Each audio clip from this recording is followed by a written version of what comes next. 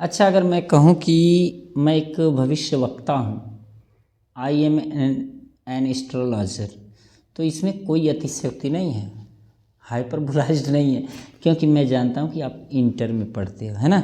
Inter में पढ़ते हो तभी तो ये देख रहे हो। अब देखो, क्वेश्चन जो है, खास करके अगर आप इंटर फाइनल में हो तो आप बोर्ड एग्ज़ाम देने जा रहे हो, और बोर्ड एग्ज़ाम देने जा रहे हो तो ये ढूंढ रहे हो कि इम्पॉर्टेंट क्वेश्चन क्या है।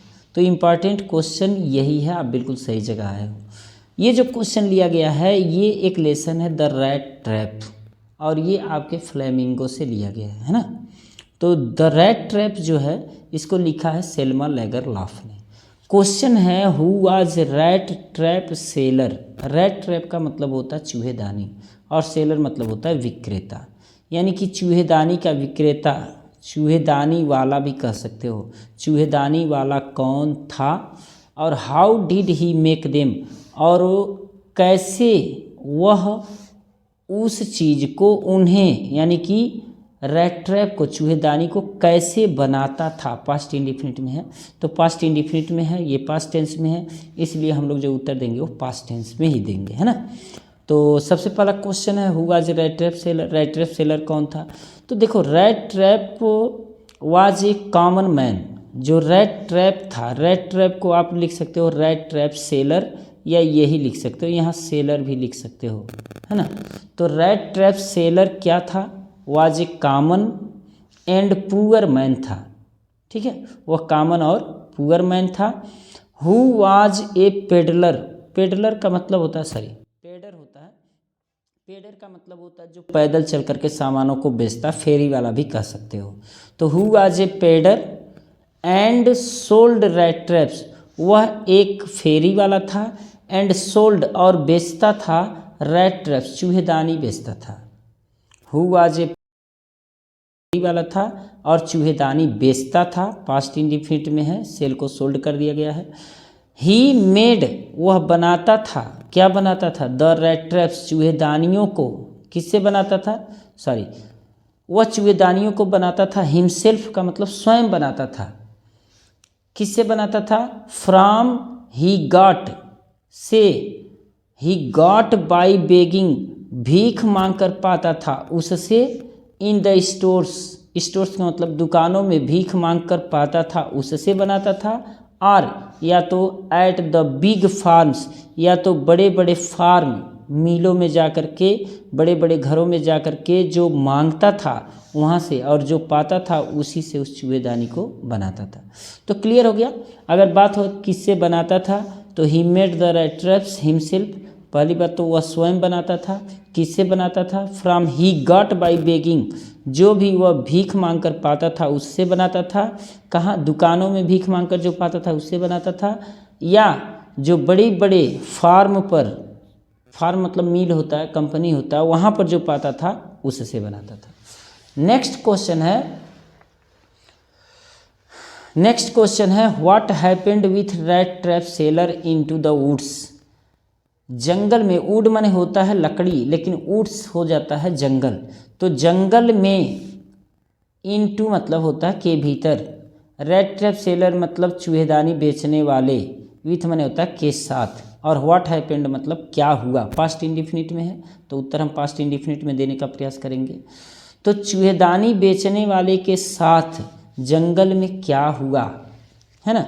तो क्या हुआ, when rat trap seller turned, खास करके जब रैट ट्रैप सेलर जो चूहेदानी बेचने वाला था, आप जानते हो इसके पहले की कहानी है कि वह बूढ़े के घर में रहा, और बूढ़े के घर में वह 30 क्रोनोर के नोट चुरा करके गया, और जब गया वहाँ से, तो when the rat trap seller turn, जब वह मुड़ा या घूमा, कहाँ, इनटू द वुड्स, जब जंगल में वह घूम गया, सड़क पर किस लिए नहीं गया, इसलिए नहीं कि वो पकड़े जाने का डर था।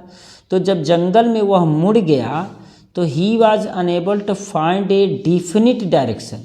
तो ही वाज अनेबल, वह असमर्थ था, टू फाइंड पाने के लिए, ए डिफिनिट, डिफिनिट मतलब होता है निश्चित, डायरेक्शन मतलब होता है दिशा। तो जब वह जंगल में मुड़ा, तो वह एक डिफिनिट डायरेक्शन पाने में असमर्थ था, यानी कि यहाँ लिख सकते हो कि he could not find a definite direction, कि वह सही दिशा भी नहीं पा सका, तो फिर क्या किया? ही, देखो यहाँ मैंने लिखा he could not find a definite direction. आप चाहो तो ये भी सेंटेंस लिख सकते हो, चाहे तो ये भी लिख सकते हो।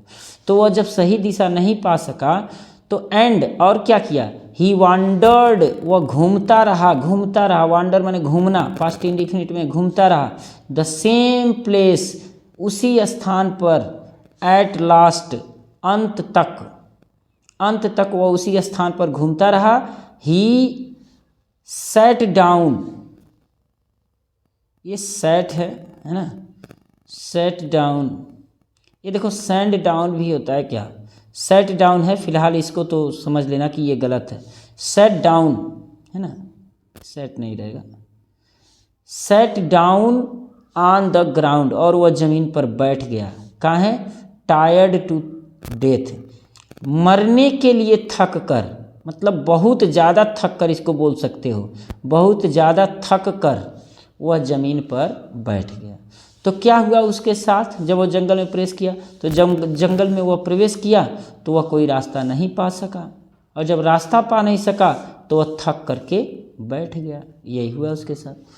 नेक्स्ट क्वेश्चन है इसी लेसन का जो इम्पॉर्टेंट है, बहुत ही इम्पॉर्टेंट है, जो आपके बोर्ड एग्जाम में आने जा रहा है। तो इसको देखो, ये क्या है?